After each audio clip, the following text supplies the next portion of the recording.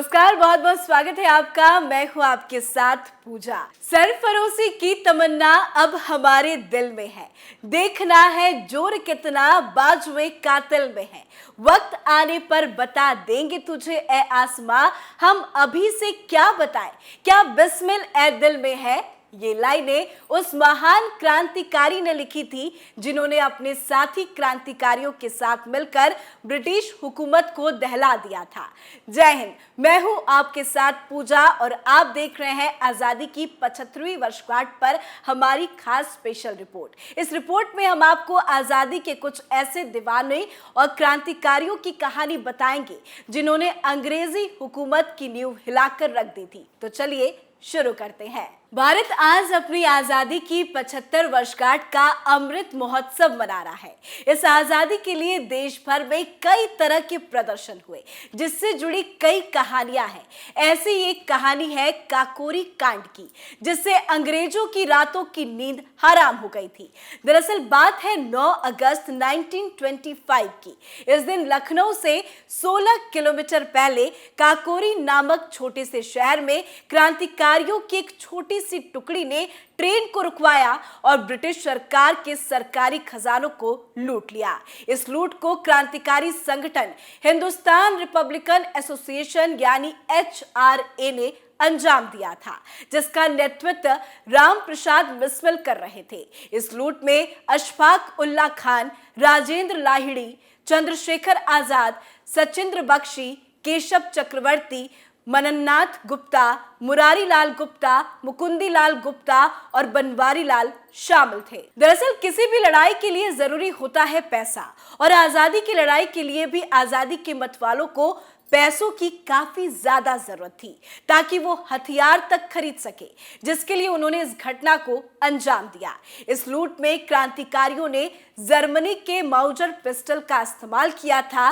तैयारी थी कि सरकारी खजाने की सुरक्षा कर रहे अंग्रेजों से बचकर खजानों को लूटने की, लेकिन दुर्भाग्य से एक यात्री को गोली लग गई और उसकी मौत हो गई। कहते हैं कि नोटों के बंडल और चांदी के सिक्कों को एक चादर में बांधकर भागने के चक्कर में एक चादर ट्रेन में ही छूट गई और 8,000 रुपयों में से उन आजादी के दीवानों के हाथ मात्र 4,000 रुपए ही लगे थे।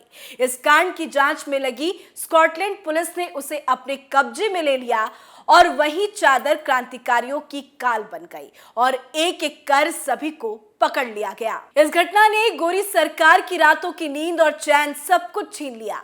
बौखलाए अंग्रेजों ने इस घटना को डकैती का नाम दिया और HRA के करीबन 40 सदस्यों पर डकैती और हत्या का मुकदमा दर्ज कर जांच शुरू की गई और कई क्रांतिकारियों को गिरफ्तार कर लिया गया और इन पर मुकदमा चलाया गया। और इस घटना के लिए अंग्रेजी सरकार ने जहां राम प्रसाद बिस्मिल, ठाकुर रोशन सिंह, राजेंद्र नाथ लाहिड़ी और अशफाक उल्ला खान को फांसी की सजा दी गई, तो वहीं बाकियों को काला पानी में डाल दिया गया। अब आपको इन 3 आजादी के दीवानों के बारे में बता देते हैं। पहले बात करते हैं राम प्रसाद बिस्मिल की, जो एक कवि, लेखक और स्वतंत्रता सेनानी थे। इनका जन्म शाहजहांपुर शहर में 11 जून 1987 को हुआ था। किशोर अवस्था पार करने के बाद वो स्वतंत्रता की लड़ाई में कूद पड़े थे। सन 1915 में भाई परमानंद की फांसी के बाद राम प्रसाद बिस्मिल ने अंग्रेजी हुकूमत के खिलाफ खुलकर आजादी की लड़ाई में उतर आए और मैनपुर में ब्रिटिश साम्राज्य का समूल नष्ट करने की प्रतिज्ञा ले ली और इसके पर्चे पूरे मैनपुरी में चस्पा कर दिए गए, जिसको मैनपुरी कांड के नाम से जाना जाता है, जिसके बाद ब्रिटिश सरकार इनके पीछे पड़ गई थी। हालांकि वो उस वक्त ब्रिटिश सरकार को चकमा देकर आजादी की लड़ाई लड़ते रहे। इसके बाद उन्होंने लाला हरदयाल, सचिंद्र नाथ सान्याल के साथ मिलकर HRA यानी हिंदुस्तान रिपब्लिकन एसोसिएशन का 3 अक्टूबर 1924 को गठन किया।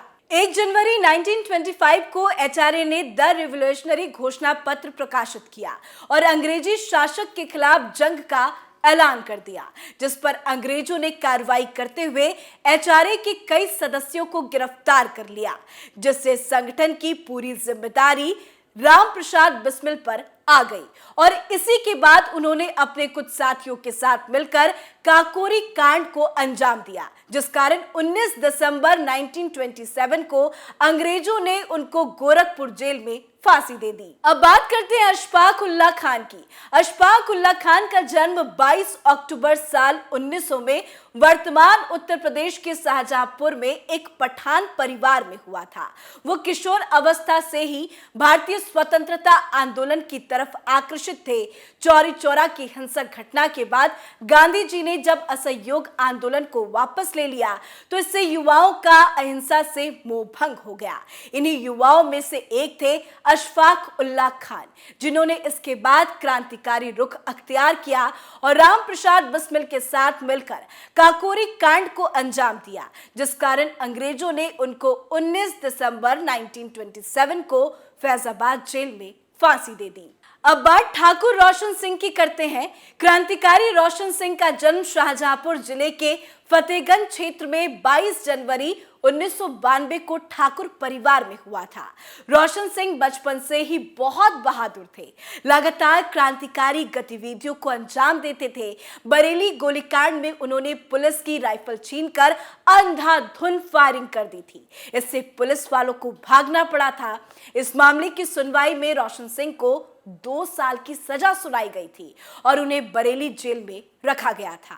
बरेली जेल में सजा के दौरान रोशन सिंह की मुलाकात कानपुर निवासी पंडित राम दुलारे त्रिवेदी से हुई, जिनके जरिए वो राम प्रसाद बिस्मिल के संगठन हिंदुस्तान रिवॉल्यूशनरी एसोसिएशन से जुड़ गए और काकोरी कांड में हिस्सा लिया। और राम प्रसाद बिस्मिल, अशफाक उल्लाह खान के साथ इनको भी फांसी की सजा सुनाई गई थी और 19 दिसंबर 1927 को ही इनको इलाहाबाद के जेल में फांसी दे दी गई। अब आखिरी में बात कर लेते हैं स्वतंत्रता सेनानी राजेंद्र नाथ लाहिड़ी की। राजेंद्र नाथ लाहिड़ी का जन्म 23 जून 1901 को वर्तमान बांग्लादेश के पावना जिले के मोहनपुर गांव में हुआ था। लाहिड़ी जी के जन्म के वक्त उनके पिता और बड़े भाई बंगाल में चल रही अनुशीलन दल की गुप्त गतिविधियों में शामिल होने के कारण जेल में बंद थे, जिस कारण उनकी मां उन्हें बंगाल से उनके ननिहाल वाराणसी ले गई। उस वक्त वो महज 9 साल के थे। काशी हिंदू विश्वविद्यालय में जब लाहिड़ी एमए के फर्स्ट ईयर की पढ़ाई कर रहे थे, उन दिनों वाराणसी क्रांतिकारी गतिविधियों का प्रमुख केंद्र हुआ करता था। यहीं पर उनकी भेंट शचीन्द्र नाथ सान्याल से हुई और वो रिपब्लिकन पार्टी के सक्रिय सदस्य बन गए और कई आंदोलन में अहम भूमिका निभाई और काकोरी कांड के बाद उन्हें भी फांसी की सजा हुई। आपको बता दें कि सभी क्रांतिकारियों की फांसी के लिए 19 दिसंबर 1927 की तारीख तय की गई थी, लेकिन इस महान क्रांतिकारी को जेल से जबरन छुड़ाकर ले जाने के लिए चंद्रशेखर आजाद के गोंडा में आकर कहीं छुप जाने की खुफिया सूचना मिली। ब्रिटिश हुकूमत ने उन्हें तय तारीख से 2 दिन पहले ही 17 दिसंबर 1927 को फांसी पर लटका दिया। कहा जाता है कि अपनी फांसी से कुछ वक्त पहले लाहिड़ी जी से जब जेलर ने पूछा कि तुम्हें मौत से डर नहीं लगता, तो इसके जवाब में लाहिड़ी जी ने जेलर से कहा था कि मैं हिंदू होने के नाते पुनर्जन्म में आस्था रखता हूँ, इसीलिए मैं मरने नहीं बल्कि आजाद भारत में फिर से जन्म लेने के लिए जा रहा हूँ। लेकिन क्या आप जानते हैं, जब हमारे इन महान वीरों को फांसी दी गई तब वो कितने साल के थे? नहीं तो चलिए हम आपको बताते हैं। दरअसल जब राम प्रसाद बिस्मिल को फांसी की सजा हुई तब वो महज 30 साल के थे। वहीं ठाकुर रोशन सिंह 35 साल के, राजेंद्र नाथ लाहिड़ी 26 साल और अशफाक उल्लाह खान उस वक्त महज 27 साल के थे। रामप्रसाद बिस्मिल, अशफाक उल्लाह खान, ठाकुर रोशन सिंह और राजेंद्र नाथ लाहिड़ी जैसे हजारों स्वतंत्रता सेनानियों के बलिदान के कारण आज भारत अपनी आजादी की 75वीं वर्षगांठ मना रहा है। इस अमृत महोत्सव पर कैपिटल टीवी अपने उन देशभक्तों और वीर महान क्रांतिकारियों को नमन करता है जिनकी वजह से हमें ये आजादी मिली। और जाते जाते आप सभी को एक बार फिर से आजादी की अमृत महोत्सव की ढेरों शुभकामनाएं। जय हिंद, नमस्कार। देखते रहिए कैपिटल टीवी।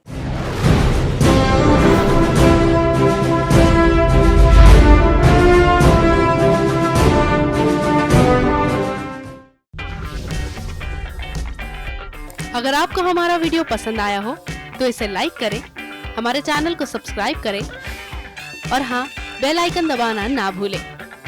ताकि आप तक हमारे वीडियो की नोटिफिकेशन पहुंचती रहे। आप अपना सुझाव हमें कमेंट बॉक्स में दे सकते हैं। हमारे साथ जुड़ने के लिए शुक्रिया।